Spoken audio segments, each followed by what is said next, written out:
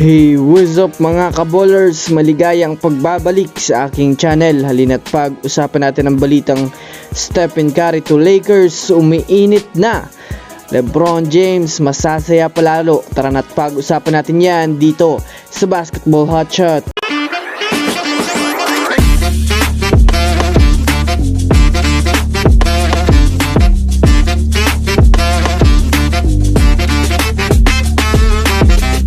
Una nga tayong dumako mga kaballers sa balita patungkol sa naging reklamo ni Giannis Antetokounmpo sa koponan ng Indiana Pacers.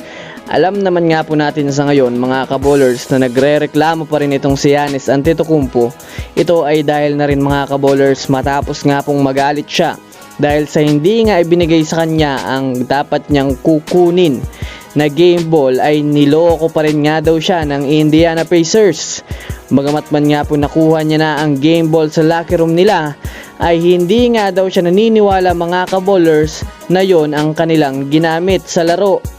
Ayon dito, hindi niya nga daw randam mga kaballers sa bola na yon dahil base sa kanyang sinabi masyado nga daw bago yung bola na kinuha niya.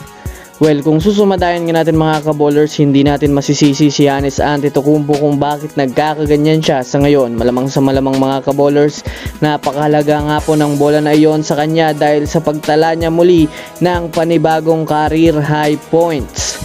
Hindi rin nga po malabo mga kaballers na totoo ang sinasabi ni Giannis Antetokounmpo dahil baka na-switch rin naman nga talaga ito. Well, kung susumadayan natin, masyadong malungkot talaga ito para kay Giannis Antetokounmpo.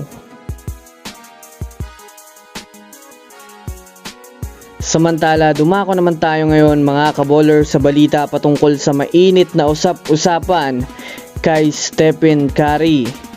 Mga kaballers, alam naman natin sa ngayon na si Stephen Curry nga po ang superstar na nangangailangan na talaga ng tulong dahil na rin ayon sa mga NBA analyst ay sinasayang lang nga daw mga kaballers ng Warriors ang kagalingan nito ni Stephen Curry. Ayon pa nga kay Kendrick Perkins mga kaballers, kung hindi nga daw nila ito mabigyan ng makakatulong sa Warriors ay mas mabuti pa nga pong pakawalan na lang nila itong si Steph. Well, pag nangyari nga yan mga kaballers ay masasabi nating halos lahat ng team sa NBA ay maghahabol talaga sa kanya.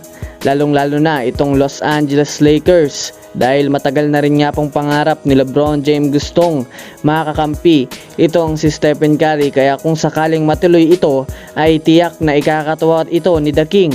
Samahan mo pa mga kaballers ng maaari nga pong magkabati na rin ang mga fans ni LeBron James at Stephen Curry dahil magsasama na nga sila sa isang kuponan para gumawa ng panibagong kasaysayan sa NBA. Ano sa tingin nyo mga kaballers? I-comment na yan sa ibaba. So that's it for today's video mga kaballers. Yan lang ang ating pag-uusapan sa ngayon. Pindutin ang subscribe and hit nyo na rin ang notification bell para sa mga susunod na updates sa mundo ng basketball. Again, this is Basketball Hotshots. Thanks for watching.